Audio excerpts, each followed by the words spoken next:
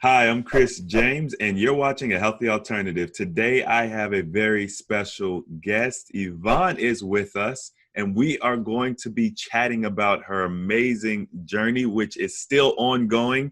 Yes. We're going to be highlighting some of the big impacting milestones and things she's accomplished. Of course, if you guys have seen the thumbnail, she's obviously lost a ton of weight, but that's only just a small snippet of what we're going to be talking about today. So hopefully you guys strap in, stay tuned. I can feel this is going to be a good one coming up next. We're missing a piece of the puzzle. You start getting healthy and you just become a better person. We need to start focusing more on the individual.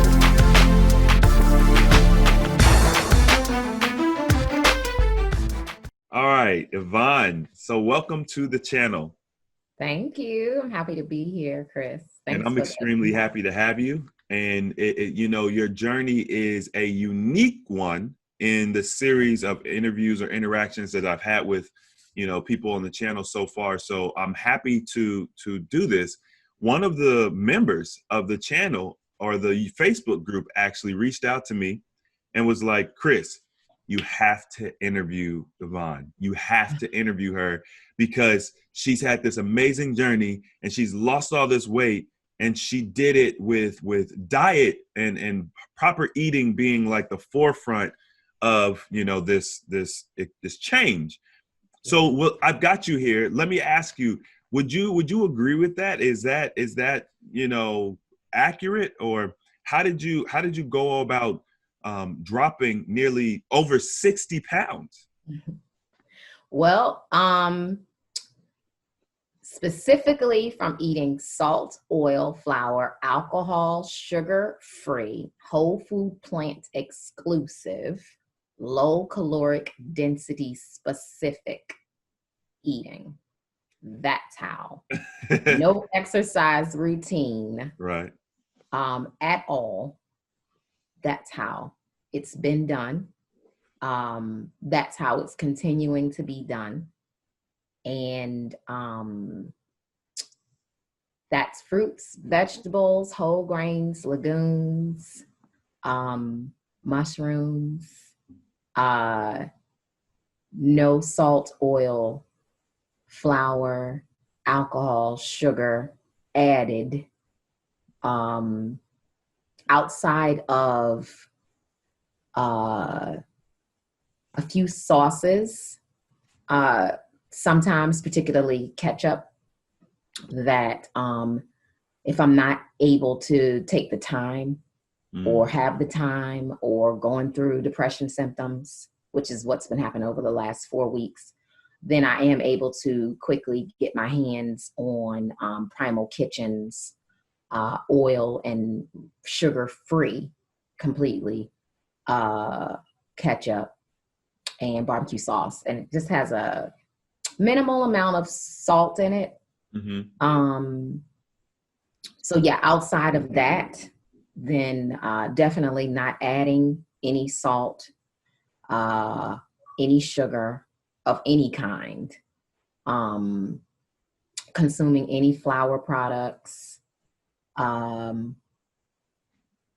consuming any alcohol. No hot girl summer.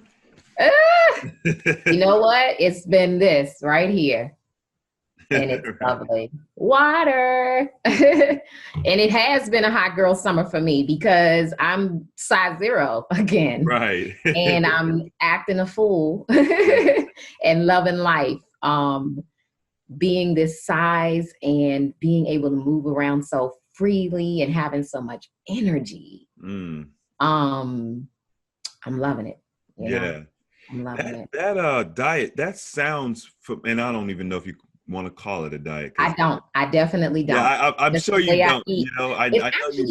It's actually my lifestyle medicine. It's lifestyle. Yeah, because abstaining from salt, oil, flour, alcohol, and sugar, it assists in preventing me from being triggered to overeat, which is super painful. It is. It's super painful. So this is my lifestyle medicine. Lifestyle. Yeah. And that's really what you want to do. You want to find a lifestyle, because that word diet has such a negative connotation. It's just, it's like, oh, I'm going to go and do this thing real quick to lose some weight. And then I'm gonna go back to eating like trash all the time. And so, you know, lifestyle is what we like to promote and talk about. But right. And diet has the word die in it. Right. We living. Right. You living, I see. Yeah. I'm living. We living. We're eating life. Right. So we living. It's a live it, right? Yep, it's a live it. Mm-hmm. I wanted that is that something that a particular person taught you? How did you kind of learn? You know, it sounds very specific, and how did you learn that? So I think it's probably best to just kind of tell you how I got to this space. Okay. Is that okay? Mm-hmm. Okay, so I've been battling refined food addiction and overeating for the last 26 years. Ever since I officially became an adult, moved out of the home, and no longer was eating under the established healthy structure that my parents had in place. Right. My parents did really good, and I'm only just now realizing it 26 years later. Right. You know what I mean? How healthy they really had us eating, myself and my siblings. And so, you know, over the last 26 years, just, you know, eating fast food and eating processed food and thinking we're grown and all that comes with that. And I can eat whatever I want now. And then, you know, I'm a teenage mom. I was a teenage mom. And so starting to add that to my children, at first my daughter, and then, you know, when my second child came along, to their diets. And so with that being said, I tried multiple diets, you know, read multiple books, like I'm sure you have. And just trying to figure out balance. And then 2014, 2015, I finally got the courage up to go to Overeaters Anonymous. And that was a turning point for me around 2014, 2015, because once I joined Overeaters Anonymous, that's when I found out for the first time, or heard for the first time, that this wasn't our fault. That overeating is actually a disorder, a disease. It's an illness. And once I heard that, then it was like, oh, okay. So that's really different from what I'd been hearing. Right. Society tells us, our friends tell us, our family tells us, it's our fault. Mm-hmm. All you got to do is moderate, balance, you know? And I started learning once I joined Overeaters Anonymous that everybody actually can't moderate, and most can't. And if it was actually truly possible, we would have been doing it. Right. And so from there, then into 2016, since I'd already not been consuming meat, it's been, my daughter is 17, and we stopped consuming any kind of meat outside of seafood by the time she was 3. So about 14 years ago, it's been 14 years since any type of meat consumption outside of seafood. So we were pescatarians, and myself was all the way up until about 4 years ago. And then I stopped seafood. So like the beginning of 2016 is when I stopped seafood. So the end of 2016, I'm like, you know what? I've tried and I've tried and I've tried, and I'm finally ready to go ahead and permanently quit dairy. That was the last obstacle. Yeah. Okay. Yeah. And so, but it was feeling real stressful. It was feeling super stressful. You know how it is when we do that whole New Year's resolution. Mm-hmm. Right.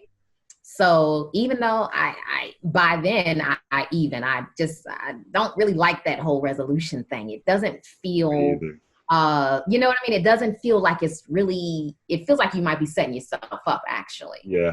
Right. Yeah.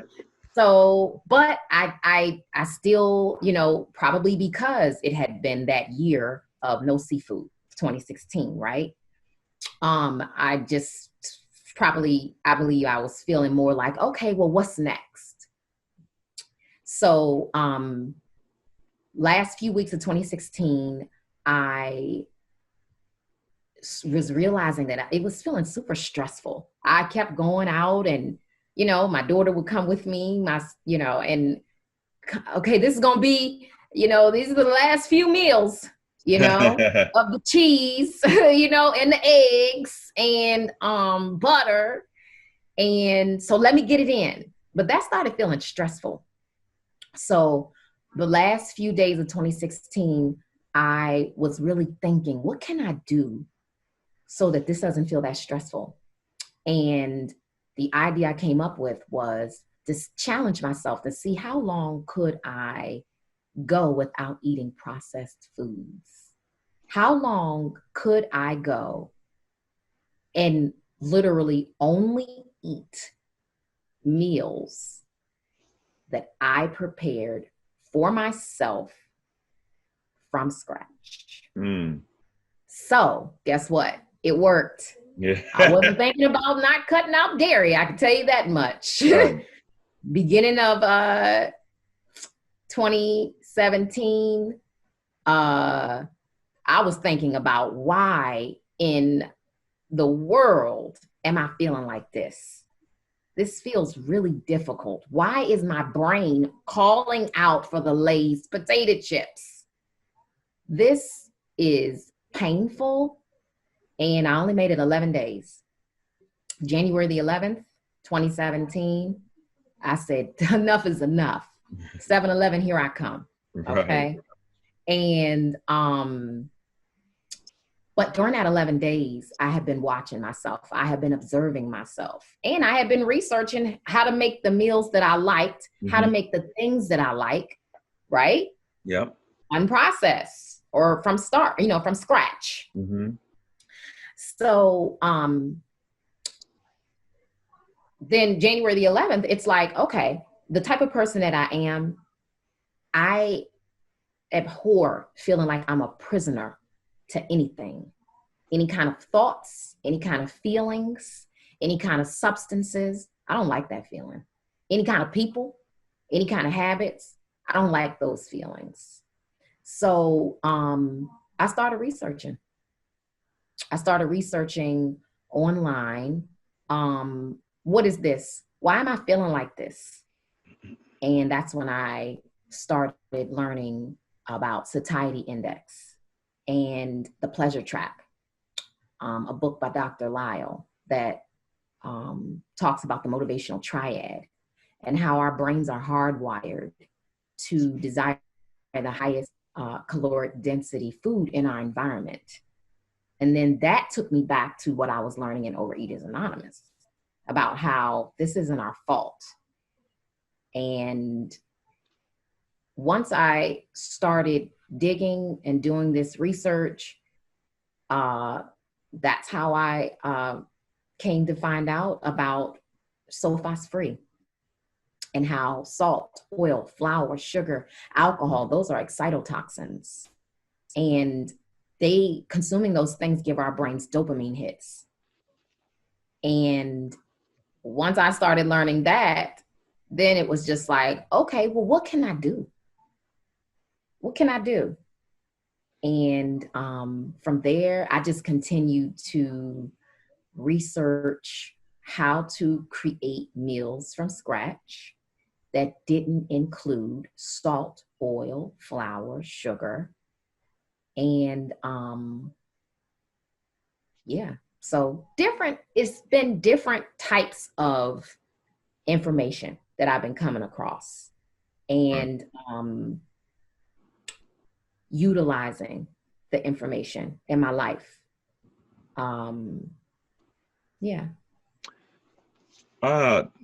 First of all, wow. You know, I've never heard anybody talk about going to Overeaters Anonymous and the challenging yourself. See, I think we all have that issue where we're like, okay, we want to do this, whatever this thing is, whether it's fasting, Right. changing our diet, stopping meat.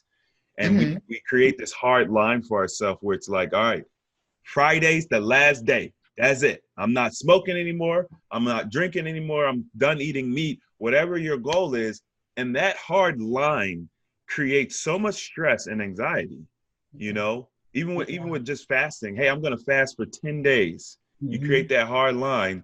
And Yeah. I tell people all the time, like, get rid of that line, because this is a journey. You know, we're dealing with addiction. We're dealing with, you know, things that we don't even really fully understand. Why put all that pressure and stress on yourself? Today's the last day, you know? Right. Yeah. So that transition, and I love that gradual transition and giving yourself the leeway to make mistakes and things like that. But Yeah. challenging yourself to eat whole foods, or, you know, just homemade dishes, that's huge, because, you know, so many of us, we don't know what it takes to make spaghetti sauce. We don't know, you know what I mean? We don't know what it takes to make ice cream from scratch. And because we don't know, we Right. think, oh, there's no way we can make this at home. We got to buy it from the store. And it's so it becomes this weird thing where we forget that all of the products that we buy in stores, someone used to make that at home, you know, or locally, and then sell it. And in order for mass distribution to happen, they then converted it to a warehouse, and then they start putting all this crap in it because they couldn't mimic how delicious it was when mom or dad or uncle used to make it. Exactly.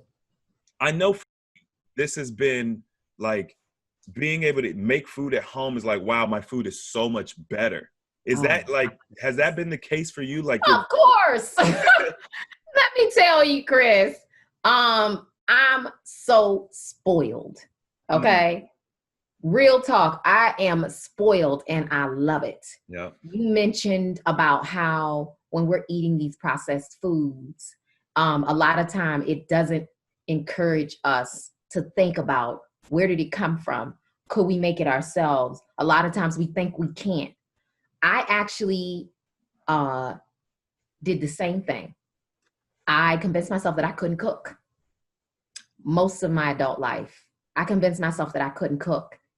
You know when I actually just finally started? 2017.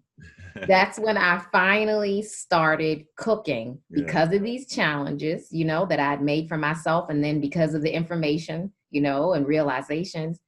And guess what I found out? I can cook. And I'm actually a bomb ass chef. You know what I'm saying? And yo, my food tastes awesome. And not only does it taste awesome, now as I have been doing a lot more moving around lately, with, you know, these various phases that society has been going into regarding COVID-19. I've actually started consulting with chefs at various restaurants to teach them how to fix sulfose-free, whole food plant exclusive dishes, because, well, it's all I've been doing for the last 7 months. Right.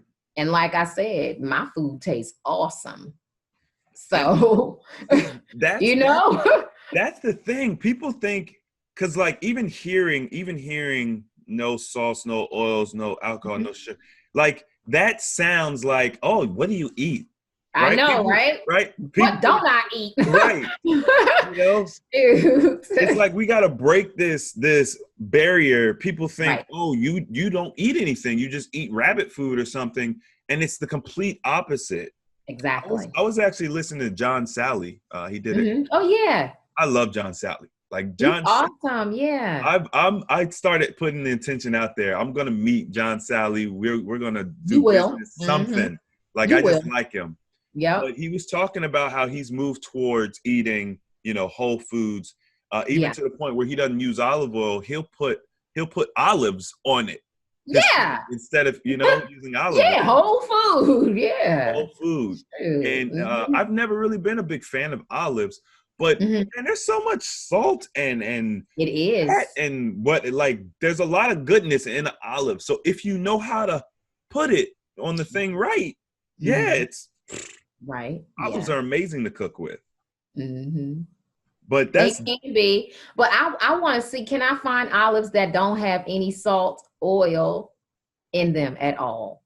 well, aren't they like olive oil comes from olives, right? I mean, is I know, but you know, like in general, how they're sold in stores, mhm. right? They're sold in stores steeped inside of salt, Oh, I marinate. see what you're You know saying. what I Without mean? the extra. Okay, yeah. Yeah. Yeah, well, I mean, that's like Um, trying to find seeded grapes, right? It's yeah, I know. Or watermelon, or I know, right? Gratefully, I got the plug, Chris. oh, do you? Yeah, for our area, I was where I about to live. say, what area are you in? In the DC metro area. That's good. You got a Yeah, plug out there. yeah, yeah. Um, yeah, I just started growing my own. I was just like, that's where I'm at now. Cause Yeah. I did the okay, let me start cooking and Hmm. let me what's the healthiest ingredients? And then I got to the point where I realized I'm like, yo, I can't even get seeded grapes. Like once I started looking for them, I'm like, Right. you can't find them. So I'm Yeah, just it's like, very difficult. it's Hmm. time to It start can. gardening. Yeah. That's it. That's the next level. That's awesome. I admire people like you who have the time to be able to dedicate to it. Um I don't know, maybe one day after, this raising children part of my journey is over, uh I will be able to. I did it when I was a kid. My parents had us, we were able to have our gardens and it was awesome. And I just love green, period. Like, so I love it. But I at this point I'm just not able to dedicate that time, not being a single mom. Well, Uh my goal is that's my actually point. She's my point. my goal is to actually teach the group a it's not a new technique for gardening. It's actually an ancient technique, but that's what I'm all about because I feel like we were way smarter 1,000 years ago. And so Yeah. How about that? yeah. So hopefully what I learned, I'm going through a journey, it's a process, Mhm. hopefully my end result will be being able to teach something that's um, not as hands-on as a traditional garden, because when you look at nature, Yeah. somehow nature figures it out and nature will produce tons of food with It's true. nobody Yeah. tilling the land. Pending. You're right. You're Right. absolutely right. And we see it all the time, don't we? All the If time. we're trained to see it, we Hmm. see it all the time. Sides of the road, everywhere, right? Yep. You're right. You're absolutely right about So that. nature has it figured out, and we're Hmm. trying to put nitrogen in the ground. We're trying to Yeah. balance the pH and all this. And this plant doesn't like acidity, and this plant doesn't like alkalinity. And it's like, Yeah. but nature's doing it seamlessly. So True. that's been the journey for me. That's what I'm Uh-huh. learning, and I think that we have gotten so far away from making our own food, and Yeah. and then cooking it, and it's like Mhm. our parents were so much healthier because, or our grandparents I should say Right. probably, Mhm. were so much healthier because they had gardens and Yeah, they they plucked their food, Mhm. made Yeah. it from scratch, whatever it was. I wanted Yeah. to ask you, with wheat is one of the things you don't eat, right? Or is it If flour? I'm gonna eat wheat, then I would actually eat the actual Okay. actual wheat, Okay. like that's what I do. I have been learning to eat my foods whole, which is what we were talking about, Yeah. just now. That's what I've been learning to do. I've been learning to eat my foods whole. So in general, if it's something that I want to eat, then my digestive system is what I've been learning has actually been set up to process whole foods best when I'm giving the food to it in its whole form. Okay.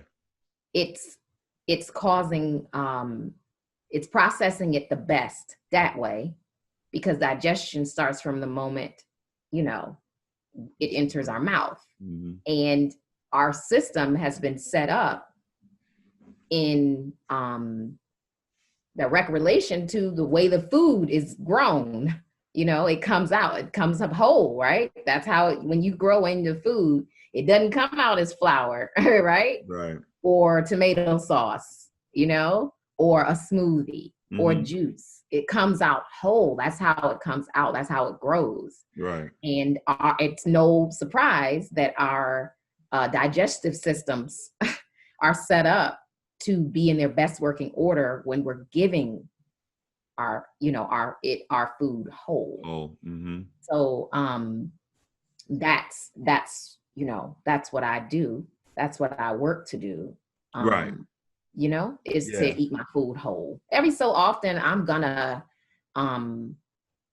have me, some juice that's cold pressed, 100%, whether I squeeze it myself or, might be somewhere and just feel like I want it, you know what I mean? Mm-hmm.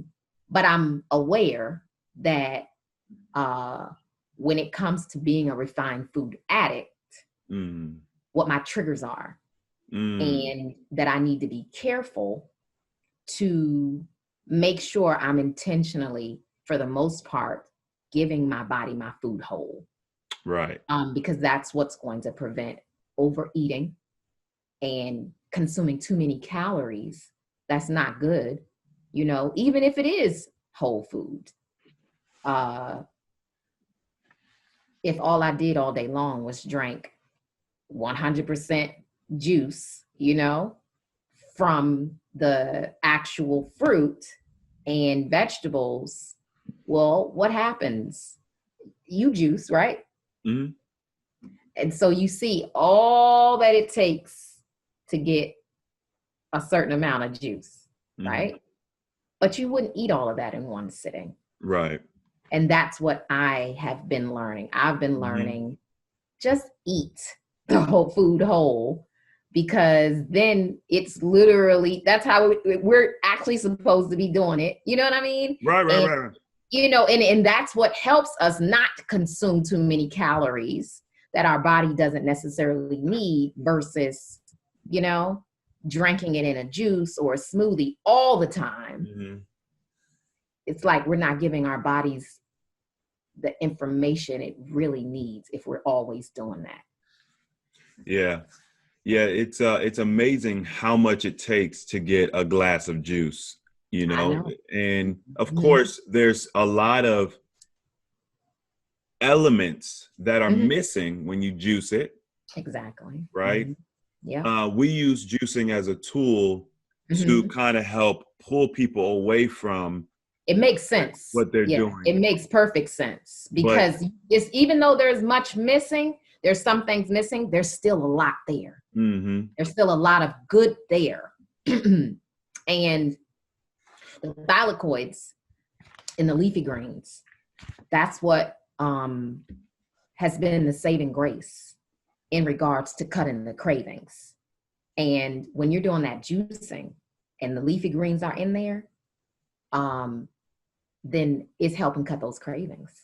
So juice, it makes sense. And I definitely see the benefits of it, especially when you're starting from ground zero. One of the things that I've learned along the way is it's easy to get in this cycle of treatment, right? When we think of treatment, we think of medication or something like that, but you could also treat yourself with healthy or, holistic remedies and things like that. I'm not a fan of treatment of any kind, so if we it's like we have to know the difference between what is treatment, what are you doing that's like actually going to be your lifestyle, like what's the day-to-day, what's good for you, what's bad for you.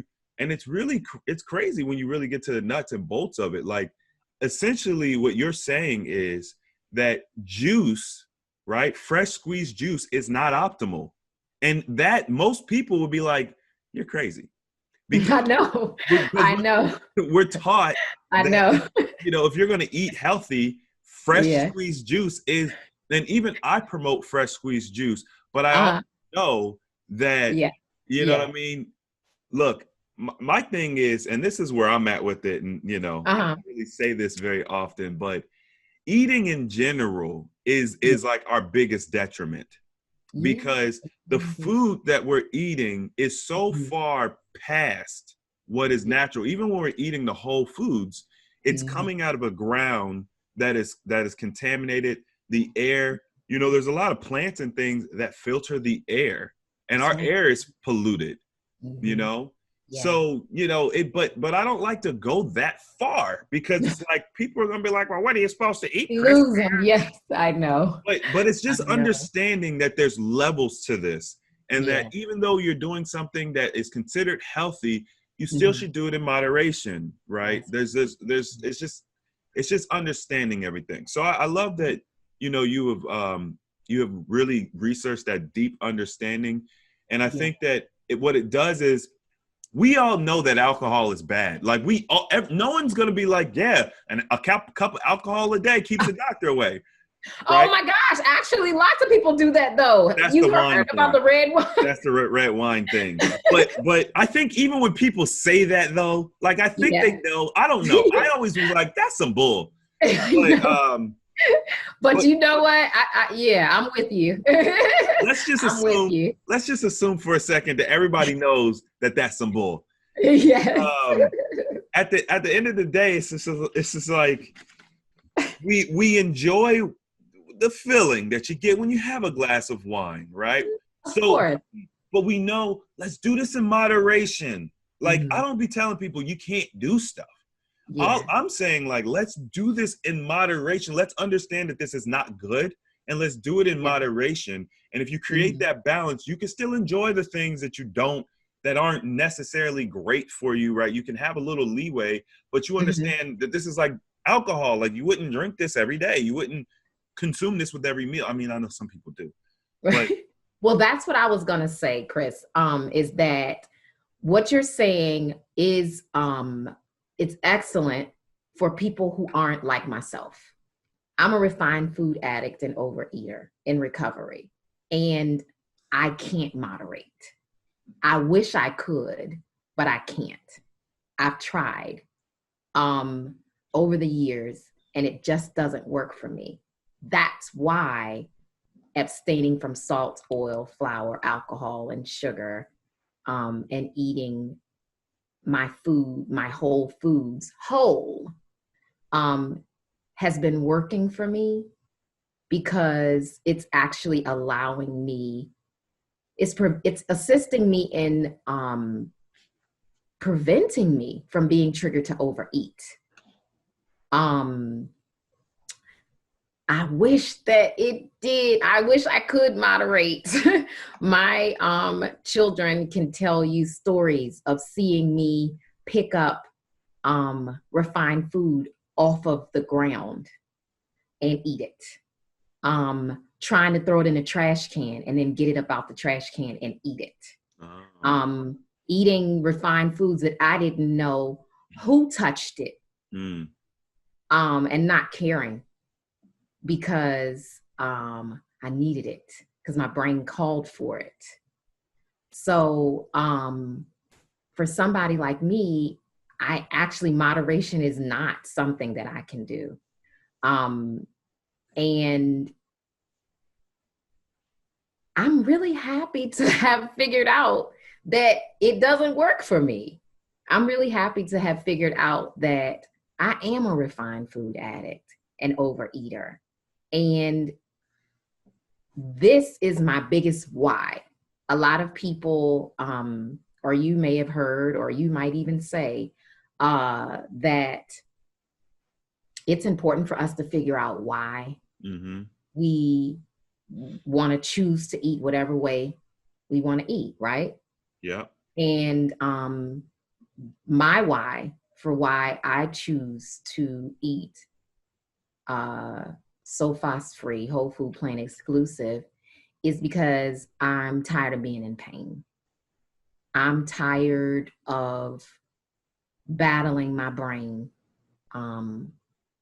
calling for that next hit, that next dopamine hit from consuming excitotoxins, salt, oil, flour, alcohol, sugar. I'm tired of it.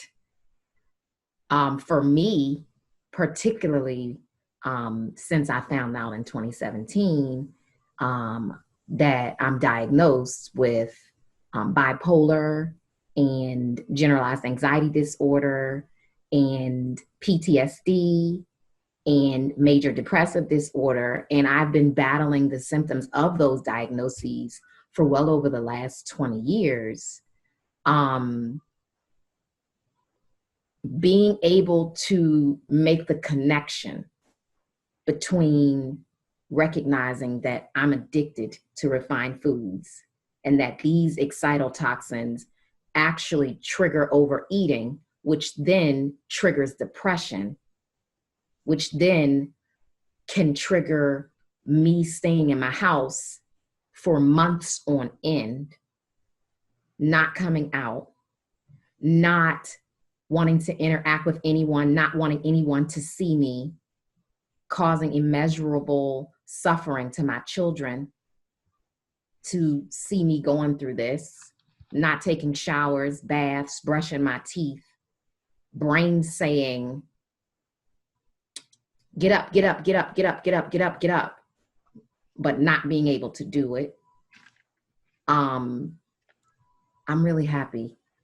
I'm really happy to have gotten to the place that I am now and been able to make these connections for myself. And that's what my journey is about. Just learning how to sustainably continue to eat sulfose-free, whole food, plant exclusive, simply because of my why. Because this is what prevents, for me, being in pain. Right. Yeah. And it doesn't mean that that all of a sudden I'm not diagnosed with these mental illnesses anymore. It doesn't mean that all of a sudden I'm not a refined food addict and overeater anymore. It doesn't mean any of those things. It just means that as I continue to eat salt, oil, flour, alcohol, sugar-free, whole food, plant exclusive, my clarity of thinking is improving. Mm-hmm. You know what I mean? I'm getting better information about how to recognize these signs and symptoms of these mental illness diagnoses. So I can, I know how to move better. Right. Because I'm catching, you know, like I was saying earlier to you, I'm in the midst right now. It's been over 4 weeks of an exhaustive battle of depression symptoms. And I know without a shadow of a doubt, eating like this over the last 7 months, that is what's helping me a lot, in addition to other, you know, forms of care that I'm under. I know it's helping me a lot to be able to recognize what's going on and know, oh, you need to amp your self-care up, amp it up, and boundaries, you know, and my boundaries, making sure that I'm not allowing anybody to throw a cape over my back. Back in 2017, when I first discovered how eating like this could help me, I was experimenting with it. After, like I said, you know, I discovered January the 11th, I went and started eating the chips again. And then, as with anyone, trauma happened. And it was some serious family trauma that occurred in 2017. And I got distracted from researching and learning, right? And teaching myself how to eat like this. And one of the best things that could ever have happened to me in 2017. I had a nervous breakdown and was hospitalized for a couple of weeks, and in a psychiatric hospital, and finally got diagnosed with PTSD and bipolar and anxiety and depression. And then I started getting information on how to process what I've been going through for all these years.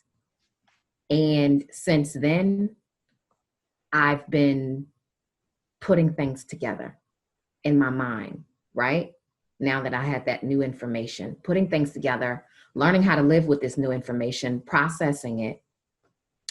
And obviously, I got away from eating like this because I had a lot more important things to process during that time. And, but gratefully, towards the end of last year, 2019, I started feeling like I'm ready. I'm ready to get back to eating like this because I've been able to connect all the dots and see how it benefits my life and my children's lives so positively. And so January the 6th of this year, I said, I'm ready. Let's rock and roll. And that's what's been happening for the last 7 months. I've just been documenting my journey, and I'm continuing to do that. And I will continue to do it in some form or fashion whenever it works for me. And I'm grateful to be able to do so. That's how I met you and found out about your group and your initiative that you have, your awesome initiative that you have and the work that you're doing. Yeah. Well, that's thank you. I appreciate that. And I'm hearing you say a lot of things that I'm almost certain are going to really touch individuals who haven't been addressed in the audience, haven't been addressed in the community. Dealing with addiction and things like that, it's dicey. It's dicey for a lot of people. It's very unique for each individual. Yes, how that. So it's a very difficult subject to tackle. One question I did have for you is, as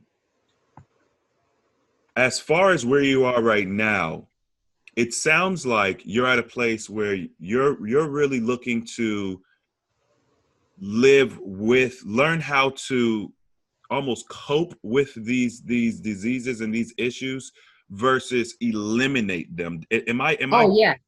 You're absolutely right. Okay. Because the reality is, Chris, and I'm not sure,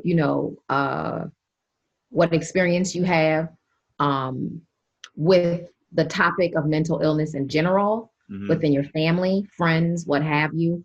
The reality is, once you get diagnosed, you don't get undiagnosed. Yeah, they don't do that. No, they don't. They don't. So what they may do is they may say, oh, you're no longer this category, you're that category now, or this level, you're that level now. But they don't undiagnose. And that's a whole nother interview. Okay. What I've been learning about that industry in general. I call it the other side of the wall. And how serious their care really is about people who they're giving these diagnoses to. But I've been learning you don't get undiagnosed. So with that being said, I do need to learn how to cope in life in general, how to create a life that allows me to be able to cope with these various symptoms that happen within my body and within my brain, no matter what it's called. You know what I'm saying? That might be the label that's given, right? These various labels that's given. I personally don't really care about what it's called. All I know is these are the various symptoms that I've experienced and have been experiencing for a very, very long time, that without information to assist, has caused devastation in my family. So yes, you're right. I'm learning how to cope. I'm figuring out, and SoFast-free whole food plant exclusive eating, I'm learning how to sustainably do that because it sure is assisting me. And that's why I call it lifestyle medicine, particularly because of the clarity of thinking, the improvement with that, as I eat for my life, which is, that's what I'm doing. I'm eating for my life. And I have really been figuring out boundaries. I've been figuring out how important it is not to be a people pleaser because they don't go together. Having boundaries and being a people pleaser, they don't go together. No, they actually are exact opposite things. Yeah. So it's an awesome experience to be learning how important it is, because I am so intentional about putting such excellent food in my body and drinking water. That's a boundary. And because I'm so intentional about that, then it's a natural thing for me to also want to be intentional. If I'm putting such good food in my body and drinking so much water every day, then, and that's treating myself so great, then I'm not going to just listen to any old kind of thing. I'm not going to watch just any old kind of thing. I'm not just going to let any old kind of person be around me, because it's all showing me how much I care about myself, right? How much I love myself, right? And that helps me with boundaries in general. And it also helps me with recognizing how much quality time is important for me that I take for myself. So in addition to eating for my life, which is what I'm doing and what I call it, I also have been inspired to start Just Her Getaway, which is the other piece of my self-care. And that is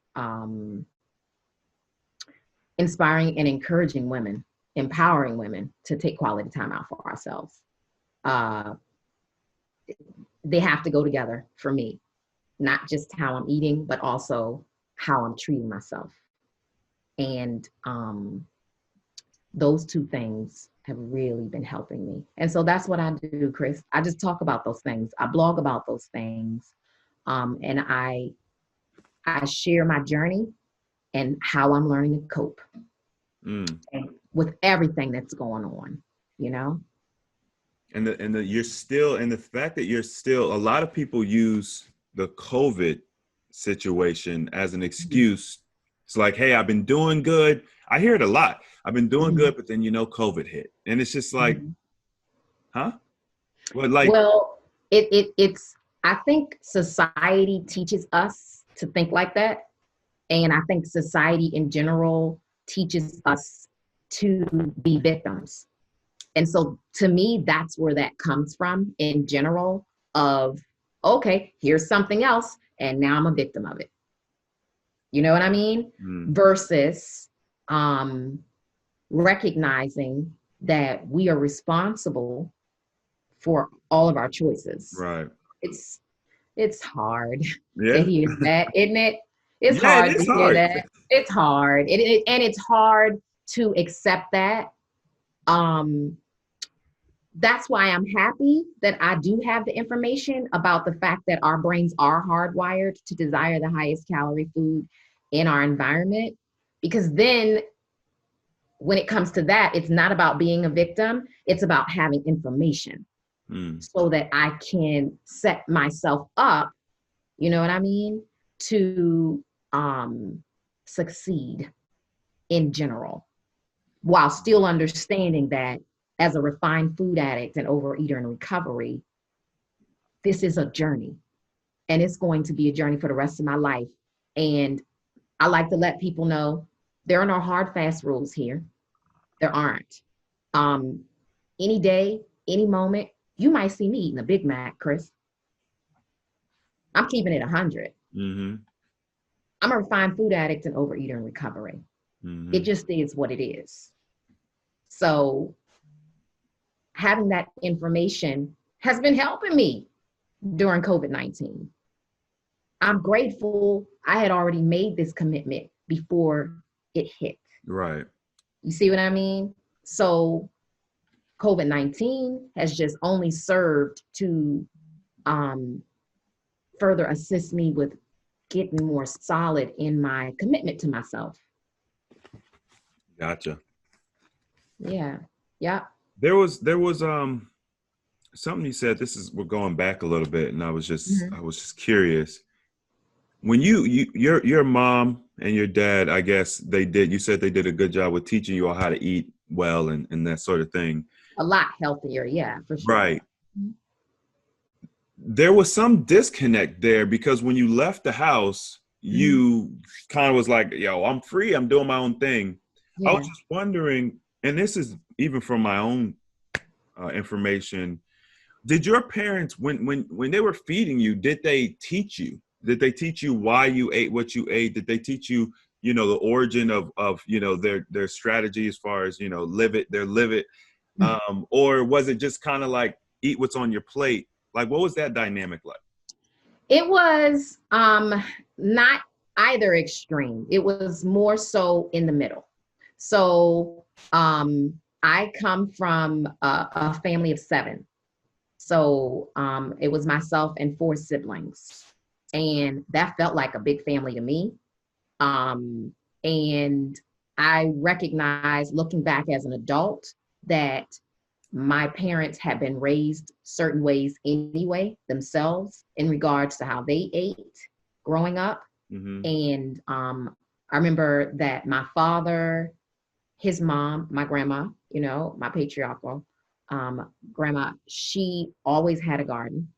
I remember growing up, going to her house, seeing her garden, understanding that she always had one while my dad was growing up as well. And so my parents weren't more so doing a lot of explaining about why we were eating the way we were eating. It was just obvious that it was about trying to keep us as healthy as possible and keep us out of the hospitals and keep the doctor bills away, because we had a big family. Right. And money. Okay. You know what I mean? So that's what it looked like to me. When I was growing up, it looked to be more so about, this is actually the most economical way to do things. It's what we know, Gotcha. It doesn't mean that we didn't have, we ate meat. It doesn't mean that we didn't have fried foods and, refined foods. It's just, we didn't eat as much of that as we ate, right. less refined foods. Definitely plenty of fruits, plenty of vegetables. And my parents didn't have us eating the lunch from school, which, interestingly enough, even though I,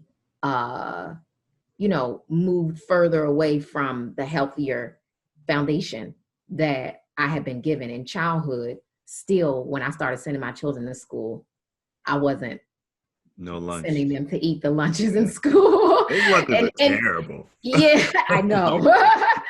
I know. And so you see what I mean? Like, even as I've been getting to the point that I am at right now, I still wound up establishing some of the same things that my parents were doing, even though we're, eating meat and seafood until we weren't, still fruits, vegetables, many years ago, it's been a long time now, my 17-year-old can tell you that we switched over to only water kept in the house. Right. The only type of liquid that's in our house. Like, she's used to it because that's been a large part of her life, actually.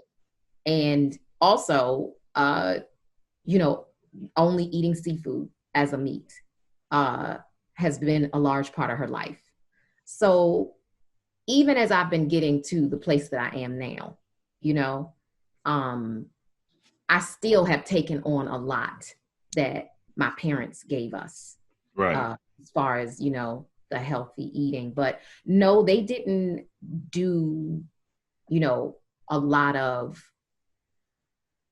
teaching directly about, well, this is how this benefits you and this is how that benefits you. No, I'm the one who does that now. Right, right. You know what I mean? Yeah. With my children, particularly over the last few years, the more information that I've been getting. But even before that, I've just always been someone who does a lot of research.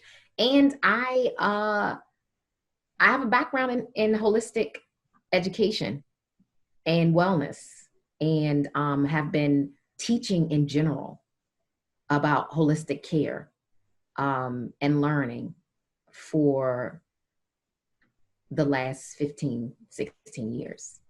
So, yeah. You're a teacher. So, I am. Yeah. It's interesting because when I look at my grandfather had a garden. My grandma didn't. Okay. My grandfather had the garden, but my grandmother, she was the teacher. So what ended up happening was my grandfather, he might take me back to his garden and we might pick a tomato or something, but he wasn't teaching me about the garden. My grandma would then teach me about like healthy eating. For me, it was like, why? I don't get it. I don't really understand why we're doing this. And I felt like we ate pretty good at home. My mom cooked every meal we ate. We would eat out, you know, maybe a couple times a month, or if we were traveling, if we were in transit somewhere, because we would travel from state to state a lot, and we would eat out on the road. But we always ate at home, and I always considered it healthy because the way my mom talked, it was like very balanced. You have your meat, you have your vegetable, you know, you have your fruit. And so it was, I got a lot of good information. The optics were good, but I didn't process it well because there was really, I didn't understand. And so for me, it was kind of similar to your journey where I left home and I knew how to cook. I never was like, I can't cook, but I was eating out, you know, I was buying stuff in a box in a package.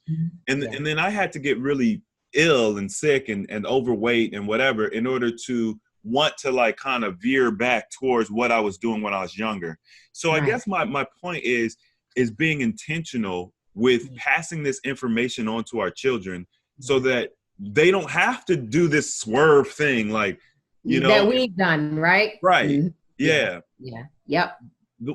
I had another question I wanted to ask, because I'm not as familiar with the diseases that you're talking about specifically. I'm definitely not as familiar as you are. Okay. Are these, so I guess the refined sugar addict or the refined food addict, addiction, food addiction portion of it, and overeating. Is this something that you have always dealt with? Like as you learn more about it and how it affects you, you go back into your mind, maybe, you know, in the childhood days. Is this something that you've always dealt with, or did this happen at a particular point in life that you can kind of identify?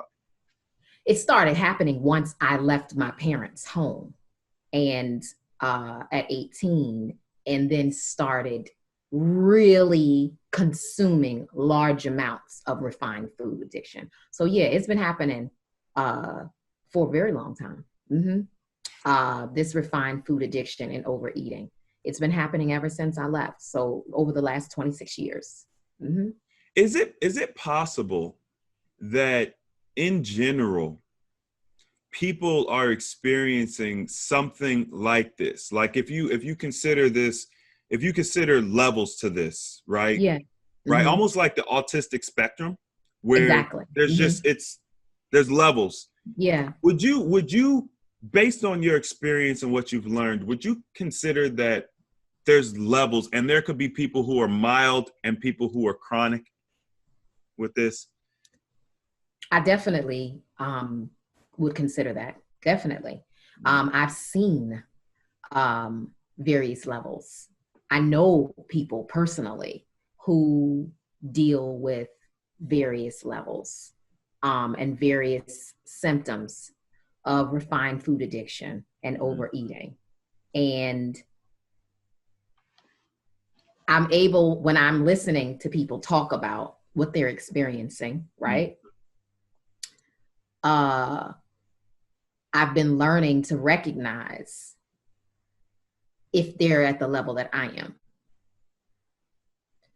Because if there's any kind of moderation that's possible in any kind of way for any extended amount of time of salt, oil, flour, alcohol, and sugar, then it's not at the level that I'm at. I got you. The level I'm at, no moderation at all is possible. None. When I listen to other people that exhibit any kind of moderation at all, I'm like, you fortunate. You know what I mean? I don't know how fortunate, because ultimately these things are affecting the inside of our bodies. Right. There's in negative ways. You see what I'm saying? Mm-hmm. So I don't really know how fortunate. Right. But I know that the addict brain, right? That's inside, the addict brain, never rests. Ever. That's what I learned in the pleasure trap. It never rests. It's always in the corner doing push-ups, ready to get put back in the game. And and guess what? Every time I put it back in the game, it's stronger. It's stronger. And so it's more. That's what happened to me just now from 2017 when I was learning about this way of eating, you know, and how beneficial it can be to an addict like myself. And then due to trauma and getting hospitalized and so many other things happening in my life, becoming distracted, and then trying to get back up. Oh, okay. You know, I want to get back to this. Woo. Addict brain said no. Addict brain said, no, like, no. And I could tell, wow, this is harder.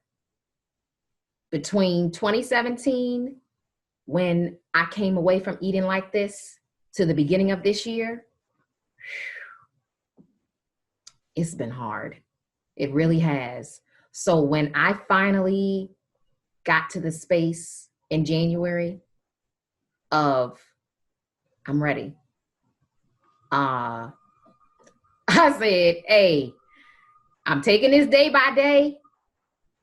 This time I'm going to make a intentional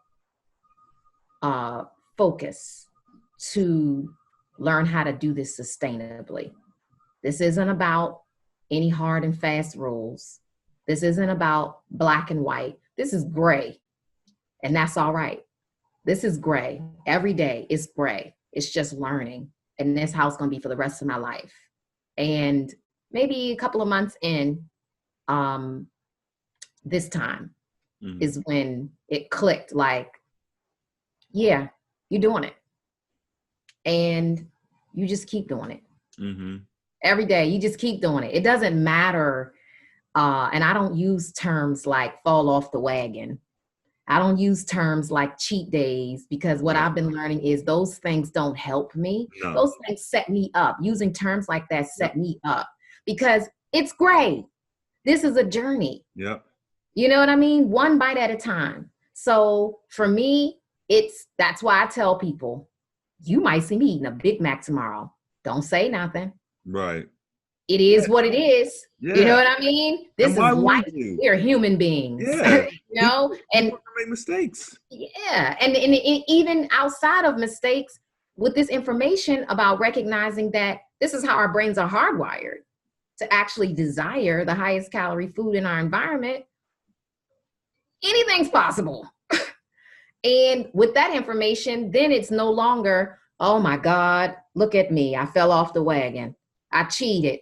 Oh, what am I going to do now? No, it's, oh yeah, it's to be expected.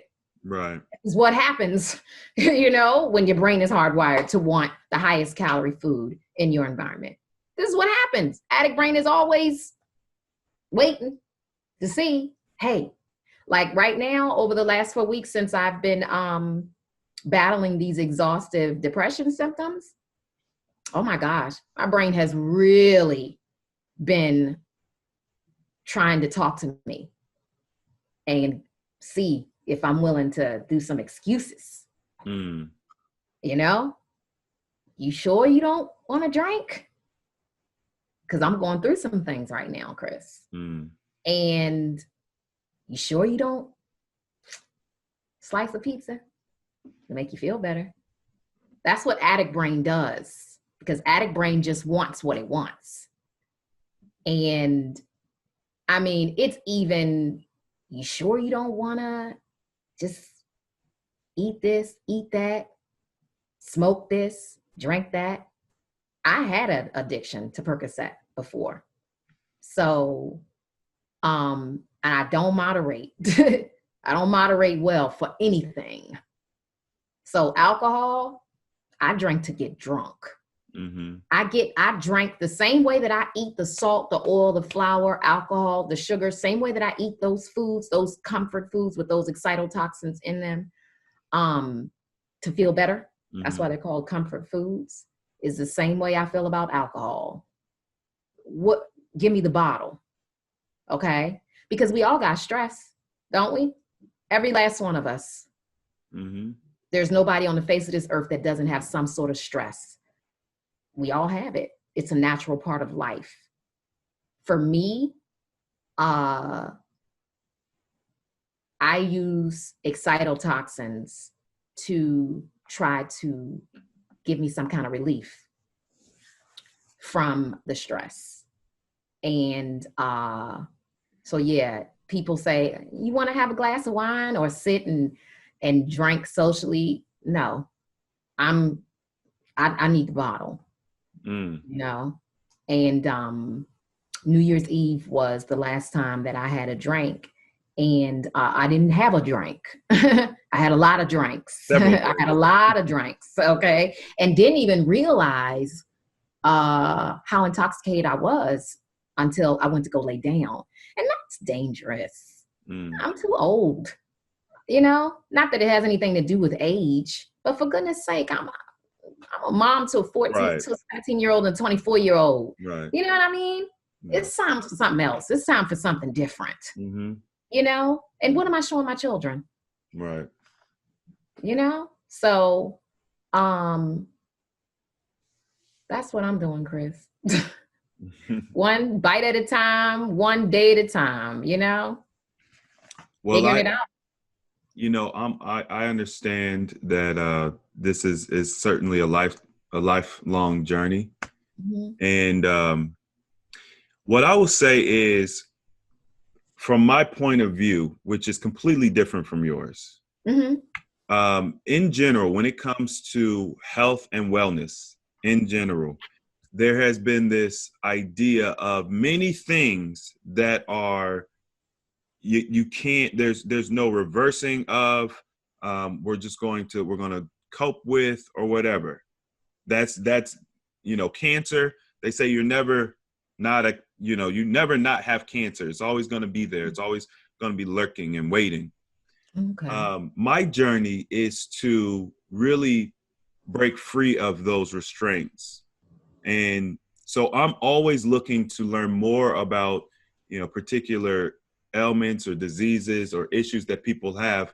And my brain is always thinking, how can we fix this and live more naturally? Because I don't believe that a lot of these issues Well, that we have more in common than you might realize then, because I think like that.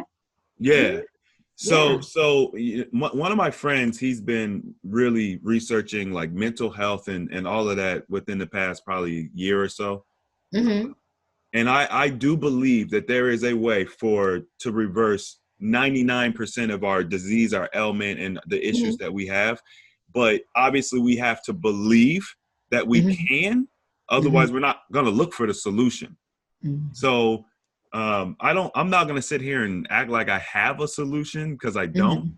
Right. But I do want to, put out there for you and anybody else who's listening that I'm certainly looking for solutions for everything. Well, I'm the same way, Chris. We're a lot more alike than you might realize. I'm the same exact way. I am grateful to have information that, though we're told that our bodies have diseases, really it's about our bodies being in states of dis-ease. Right. And as a result, that means that we need to look at what needs to be done in order to bring our bodies out of the state of dis-ease. Right. And that's why, if you noticed earlier, I mentioned I don't really care what certain labels have been given to certain symptom sets. Right. That's why I said that, because at the end of the day, symptoms are symptoms. And it's about, it's about figuring out, okay, why did our body give us that symptom? Because symptoms are just flags.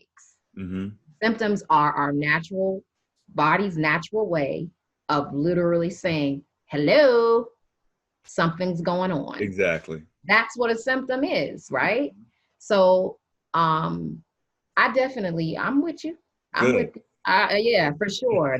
I'm in the same space of looking to figure out how to answer my body's call and my brain's call when they're giving me these symptoms. I'm looking to figure out, okay, well, what do I need to do in order to bring the homeostasis, right? In a much better place. How do I do that?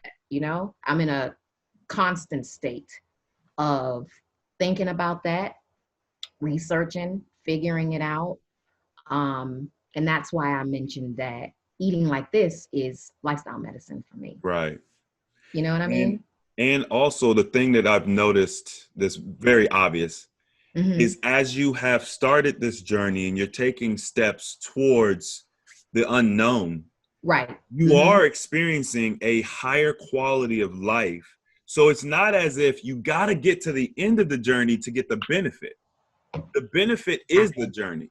That's right. It really is. It really is. Yeah. So what I wanted to ask is, we talked earlier, you share this information, you have a couple platforms where people can come and find you and maybe take this journey along with you so that they can start experiencing some of the benefit of what you learned. Like how can people find you? Okay, so online in general, people can find me through the 2 self-care initiatives that I am on and that I have implemented, which is eatingformylife.com, and the I in life is a 1. So that's the difference. It's EATINGFORMYL1FE.com. So they can find me there, and they can find me at justhergetaway.com. And that's JUSTHERGETAWAY. And there at eatingformylife.com, a 1 instead of an I in life. and justhergetaway.com, they will be able to then see Instagram and Facebook and Twitter and YouTube, and they're pretty similar. Definitely Instagram, as far as the spelling, and the Facebook. We have a private women's Facebook group for Just Her Getaway and a page for Eating for My Life. Same spelling. Okay. Well, Same I'll put They'll find the everything. spelling in the description and yeah. the comment section of the video. Okay. That Okay. way, you know, there's no confusion, because Yeah. I feel like that I've learned something today, and I feel like there is a highlight on an area or a topic that we have not highlighted thus far. And I also feel like some of the solutions that you've highlighted to some of the problems that you're dealing with are new as well, or at least refreshed. You know, definitely, you know, the we call it SOFOs, right? Sofa. Sofa. Okay. Sofa. Yeah. Like You know, sofa with an sofa. S. Sofas. Sofas. That's Chef how many AJ. sofas you She got? came up with that acronym. Chef AJ came up with that acronym of SOFAs. She put those, you know, salt, oil, flour, alcohol, sugar. She put those in that, and in that, you know, that's order. her thing. Got it. SOFAs free. Yeah, SOFAs free. Okay. So you know, we've got some more information that we've added to our tool belt, and some new tools that we can use that will help and reach, you know, a new member of the community, I think, for sure. So I appreciate your time. I thank you for coming. I appreciate you, Chris. Thank you so much for you know, giving me this opportunity. I'm honored, because you are doing some wonderful things, for sure. Well, you know, I feel like it's what I'm supposed to do. And me too. yeah, that's where I'm at right now. So it's enjoyable for me. Like I really enjoy doing it, and also being able to highlight individuals like you, because I feel like it's people like us who are really going to create that change, like that real change that helps people get the transformation they're looking. I just feel like traditional methods, we've been doing that for a while now. What are we getting? Yeah. It's not getting us anywhere. We got to change something. We got to do something new. So, you know, I appreciate that. Thank you so much. If you guys enjoyed this video, please make sure to hit that thumbs up button. And if you want to see more videos like this, don't forget to subscribe. And as always, the application of knowledge is power. And I will see you all next time. Bye. Thank you.